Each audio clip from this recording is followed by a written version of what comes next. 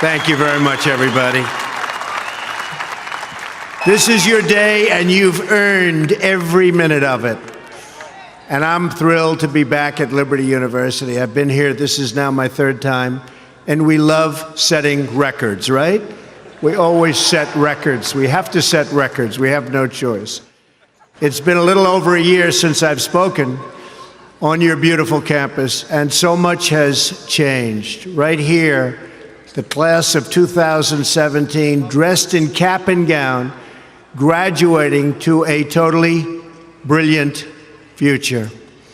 And here I am standing before you as President of the United States. So I'm guessing there are some people here today who thought that either one of those things, either one, would really require major help from God. Do we agree? And we got it.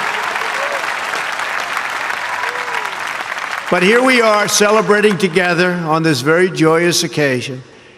And there's no place in the world I'd rather be to give my first commencement address as president than here with my wonderful friends at Liberty University. And I accepted this invitation a long time ago. I said to Jerry that I'd be there. And when I say something, I mean it.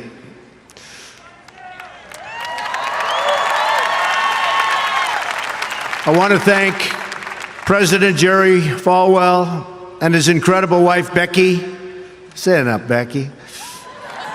For their kind words, their steadfast support, and their really wonderful friendship. Let me also extend our appreciation to the entire Falwell family. Trey, Sarah, Wesley, Laura, and Caroline, thank you for everything you do to make this university so exceptional. One of the truly great schools. Most importantly, to our new graduates, each of you should take immense pride in what you have achieved. There's another group of amazing people we want to celebrate today, and they are the ones who have made this journey possible for you. And you know who that is? Nobody. You forgot already. You're going to go out, you're going to do whatever you're going to do. Some are going to make a lot of money. Some are going to be even happier doing other things. They're your parents and your grandparents. Don't forget them. You haven't forgotten yet, have you? Never, ever forget them. They're great.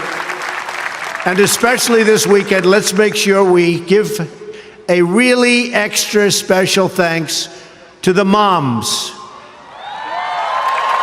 Don't forget our moms, because graduates, today is your day.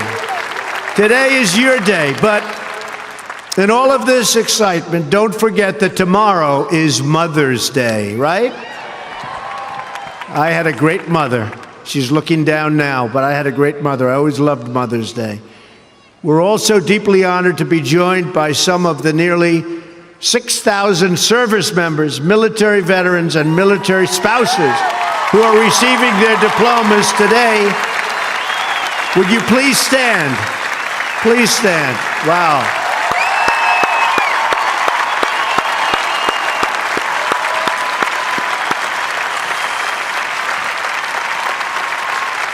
That's great. Thank you very much. Great job. We're profoundly grateful to every single one of you who sacrificed to keep us safe and to protect God's precious gift of freedom. It is truly a testament to this university and to the values that you embrace that your graduating class includes so many patriots who have served our country in uniform. Thank you very much. To the class of 2017, today you end one chapter, but you are about to begin the greatest adventure of your life. Just think for a moment of how blessed you are to be here today at this great university, living in this amazing country, surrounded by people who you love and care about so much. Then ask yourself, with all of those blessings and all of the blessings that you've been given, What will you give back to this country and indeed to the world? What imprint will you leave in the sands of history? What will future Americans say we did in our brief time right here on earth? Did we take risks? Did we dare to defy expectations? Did we challenge accepted wisdom and take on established systems? I think I did, but we all did, and we're all doing it. Or did we just go along with convention, swim downstream so easily with the current, and just give in because it was the easy way, it was the traditional way, or it was the accepted way? Remember this: nothing worth doing ever, ever, ever came easy. Following your convictions means you must be willing to face criticism from those who lack the same courage to do what is right, and they know what is right, but they don't have the courage or the guts or the stamina to take it and to do it. It's called the road less traveled. I know that each of you will be a warrior for the truth, will be a warrior for our country and for your family. I know that each of you will do what is right, not what is the easy way, and that you will be true to yourself and your country and your beliefs. In my short time in Washington, I've seen firsthand how the system is broken. A small group of failed voices who think they know everything and understand everyone want to tell everybody else how to live and what to do and how to think. But you aren't going to let other people tell you what you believe, especially when you know that you're right. And those of you graduating here today who have given 500,000 hours of charity last year alone, unbelievable amount of work and charity, and few universities or colleges can claim anything even close. We don't need a lecture from Washington on how to lead our lives. I'm standing here looking at the next generation of American leaders.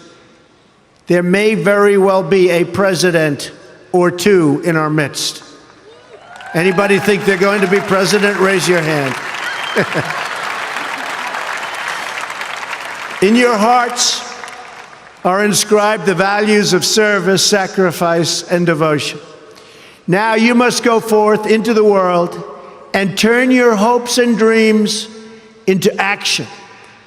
America has always been the land of dreams because America is a nation of true believers. When the Pilgrims landed at Plymouth, they prayed. When the founders wrote the Declaration of Independence, they invoked our Creator 4 times. Because in America, we don't worship government, we worship God. That is why our elected officials put their hands on the Bible and say, "So help me God," as they take the oath of office. It is why our currency proudly declares, "In God we trust." And it's why we proudly proclaim that we are one nation under God every time we say the Pledge of Allegiance.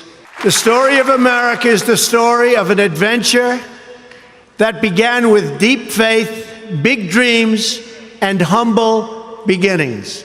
That is also the story of Liberty University.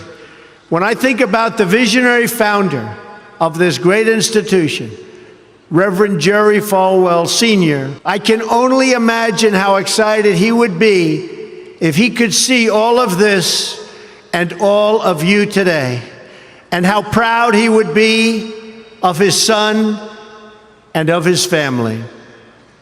In just 2 days, we will mark the 10th anniversary of Reverend Falwell's passing. And I used to love watching him on television, hearing him preach. He was a very special man. He would be so proud, not just at what you've achieved, but of the young men and women of character that you've all become. And Jerry, I know your dad is looking down on you right now, and he is proud. He is very proud. So congratulations on a great job, Jerry. Reverend Falwell's life is a testament to the power of faith to change the world. The inspiring legacy that we see all around us in this great stadium. This is a beautiful stadium, and it is packed. I'm so happy about that. I said, how are you going to fill up a place like that? It is packed, Jerry.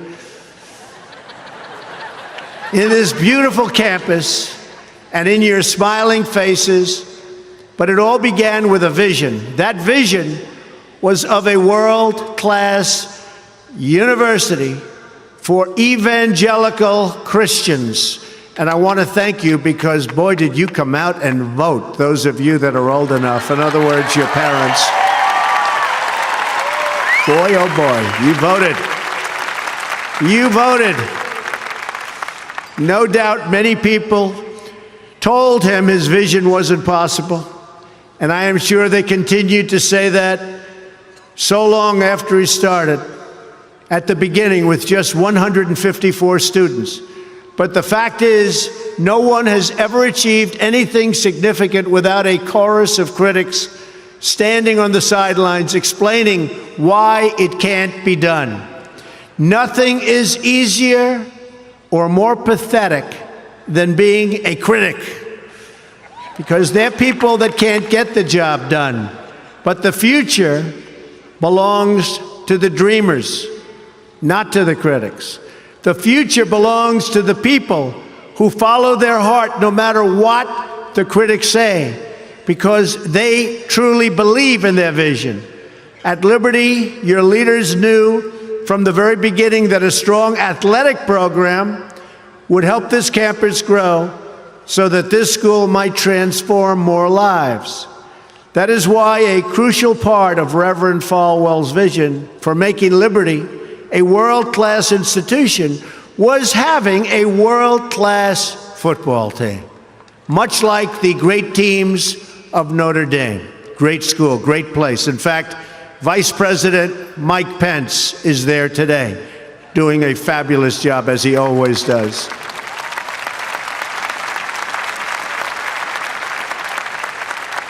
A few years ago, the New York Times even wrote a story on the great ambitions of the Liberty Flames. That story prompted a longtime president of another school to write a letter to Jerry. It's a letter that Reverend Falwell would have been very, very pleased to read. Jerry tells me that letter now hangs in the wall in the boardroom of your great university. It came from the late Father Theodore Hesburgh, who was the beloved president of the University of Notre Dame 35 years ago. Like this school's founder, he was a truly kind-hearted man of very, very deep faith. In the letter, Father Hesburgh recalled that Notre Dame's own meteoric rise from a small Midwestern school to a national football powerhouse. And then he wrote something so amazing and generous. He wrote, "I think you are on that same trajectory now, and I want to wish you all the best and encourage you from the starting and from being able to start very small and arriving in the big time. Thanks to hard work, great faith, and incredible devotion, those dreams have come true. As of February of this year, the Liberty Flames are playing in the FBS, the highest level of competition in NCAA football." Don't clap. That could be tough. Don't clap. That could be tough. I'm a little worried. I don't want to look at some of those scores here. Jerry, you sure you know what you're doing here? Those other players are big and fast and strong, but I have a feeling you're going to do very well, right? From the most humble roots, you've become a powerhouse in both education and sports. And just wait until the world hears the football teams you'll be playing on your schedule starting next season. President Falwell gave me a list of some of those schools, the ones you're going to be playing 2018. Would you like me to read the names? Just came out. Would you like to hear them? I'm a little bit concerned. UMass, Virginia, Auburn. Jerry, are you sure you know what you're doing? Jerry, Auburn. I don't know about that, James. This could be trouble, Jerry. Rutgers, Old Dominion, Brigham Young, Army. I might be at that game. Who am I supposed to root for? Tell me. I don't know. That's a tough one, Jerry. I don't know, Jerry. I'm going to have to think about that one, Jerry. Buffalo, Troy, Virginia Tech.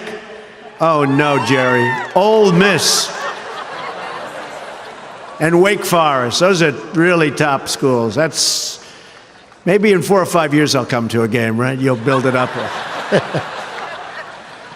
Well, good luck. The success of your athletic program arriving on the big stage should be a reminder to every new graduate of just what you can achieve when you start small, pursue a big vision, and never, ever quit. You never quit. If I give you one message to hold in your hearts today, it's this: never, ever give up. There'll be times in your life you'll want to quit, you'll want to go home. You'll want to go home perhaps to that wonderful mother that's sitting back there watching you and say, Mom, I can't do it. I can't do it. Just never quit. Go back home and tell Mom, Dad, I can do it. I can do it. I will do it. You're going to be successful. I've seen so many brilliant people. They gave up in life. They were totally brilliant. They were top of their class. They were the best students. They were the best of everything. They gave up. I've seen others who really didn't have that talent or that ability, and they're among the most successful people today in the world because they never quit and they never gave up. So just remember that. Never stop fighting for what you believe in and for the people who care about you. Carry yourself with dignity and pride. Demand the best from yourself, and be totally unafraid to challenge entrenched interests and failed power structures. Does that sound familiar, by the way? The more people tell you it's not possible, that it can't be done, the more you should be absolutely determined to prove them wrong. Treat the word impossible as nothing more than motivation. Relish the opportunity to be an outsider. Embrace that label. Being an outsider is fine. Embrace the label, because it's the outsiders who change the world and who make a real and lasting difference. The more that a broken system tells you that you're wrong, the more certain you should be that you must keep pushing ahead. You must keep pushing forward. And always have the courage to be yourself. Most importantly, you have to do what you love. You have to do what you love. I've seen so many people, they're forced through lots of reasons, sometimes including family, to go down a path that they don't want to go down, to go down a path that leads them to something that they don't love, that they don't enjoy. You have to do what you love, or you most likely won't be very successful at it. So do what you love. I want to recognize a friend who is here with us today, who can serve as an inspiration to us all. Someone who doesn't know the meaning of the word quit. Real champion. A true champion. both on the field, off the field. He's a Hall of Fame quarterback for the Buffalo Bills. Really a good friend of mine, an amazing guy, Jim Kelly. Where's Jim? He's here someplace. Where's Jim? Stand up, Jim. What a great man, Jim Kelly. He was tough.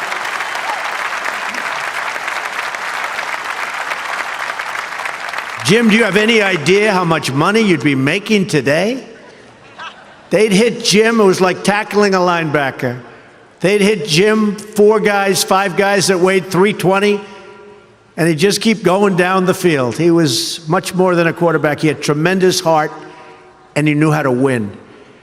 Jim is tough, and his toughest fight of all was that he beat cancer not once but twice.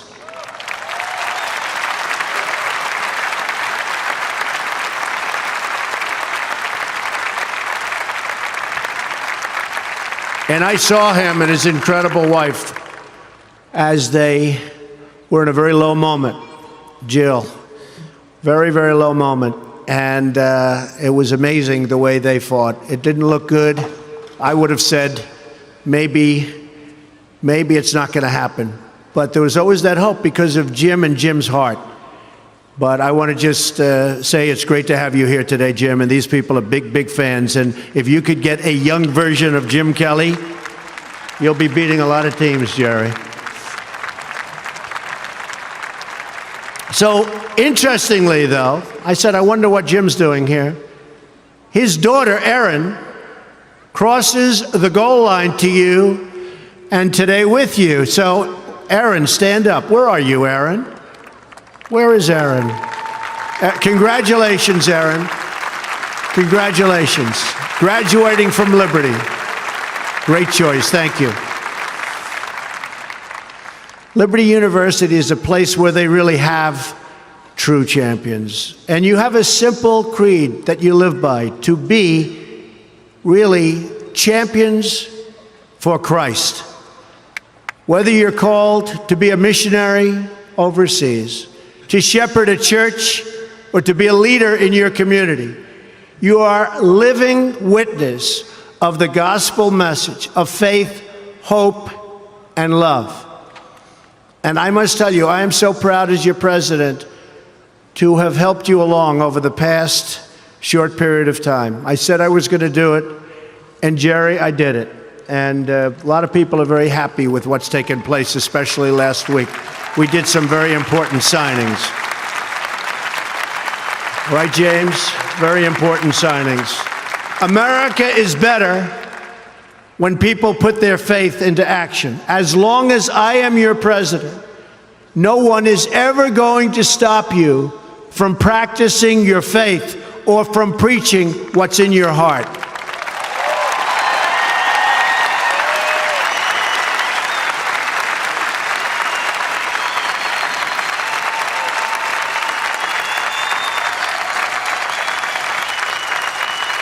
We will always stand up for the right of all Americans to pray to God and to follow His teachings. America is beginning a new chapter. Today, each of you begins a new chapter as well. When your story goes from here, it will be defined by your vision, your perseverance, and your grit. That's a word Jim Kelly knows very well, your grit. In this, I'm reminded of another man you know very well and who has joined us here today. His name is George Rogers, Liberty University CFO and Vice President for a quarter of a century. During World War II, George spent 3.5 years as a prisoner of war. He saw many of his fellow soldiers die during the Bataan Death March. He was the victim of starvation and torture as a prisoner of war. When he was finally set free, he weighed just 85 pounds and was told he would not live past the age of 40. Today, George is 98 years old.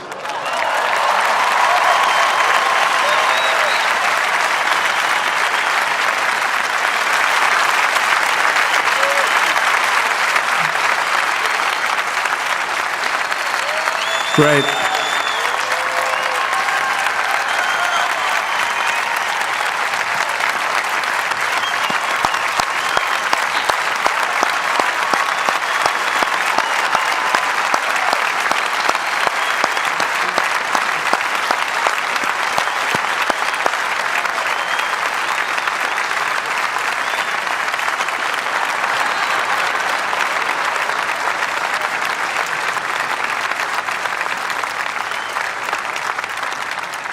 That's so great, George. If anyone ever had reason to quit, to give in to the bitterness and anger that we all face at some point, to lose hope in God's vision for his life, it was indeed George Rogers.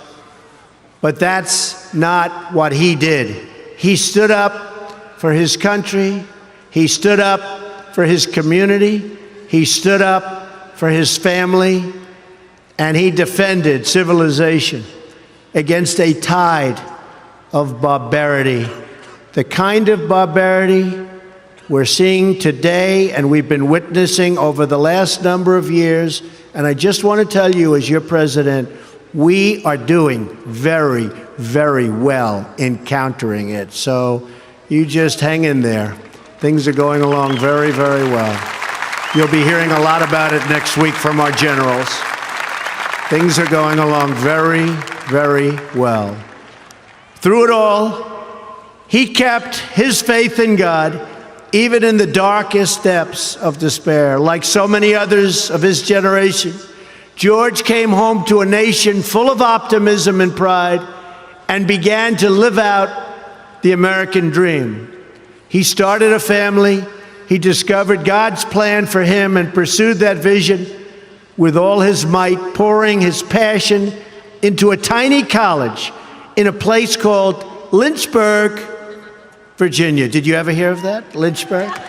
We love it. Do you like it? We like it, right?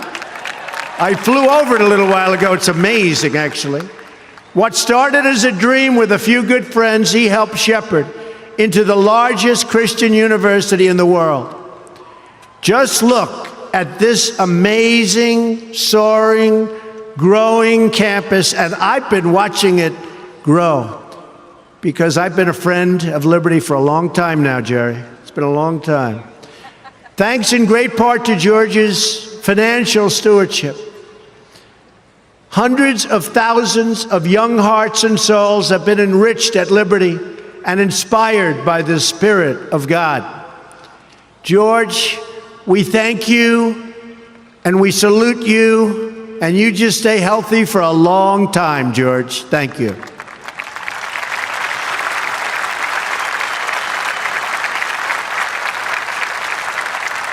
Now it falls on the shoulders of each of you here today to protect the freedom that patriots like George earned with their incredible sacrifice. Fortunately, you have been equipped with the tools from your time right here on this campus to make the right decisions and to serve God, family, and country. As you build good lives, you will also be rebuilding our nation. You'll be leaders in your communities, stewards of great institutions, and defenders of liberty.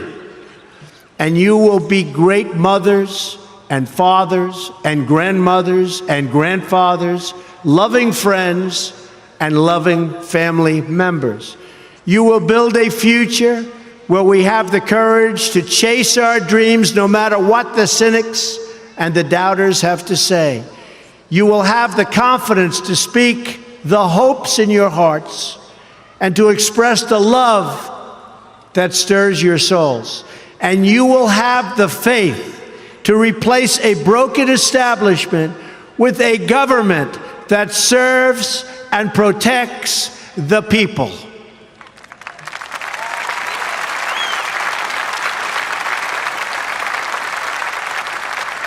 We must always remember that we share one home and one glorious destiny. Whether we are brown, black, or white, we all bleed the same red blood of patriots. We all salute the same great American flag. And we are all made by the same Almighty God. As long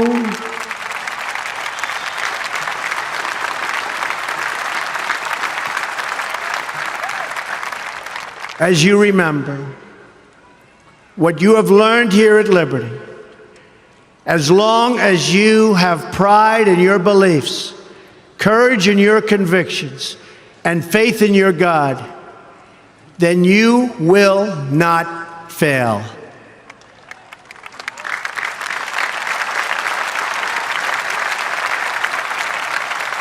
And as long as America remains true to its values, loyal to its citizens, and devoted to its Creator, then our best days are yet to come. I can promise you that.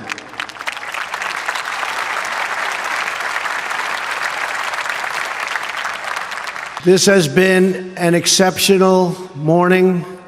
It's been a great honor for me, and I want to thank you, the students. I also want to thank you, the family, for getting them there. And I want to thank and congratulate Liberty. May God bless the class of 2017. May God bless the United States of America. May God bless all of you here today. Thank you very much. Thank you. Thank you.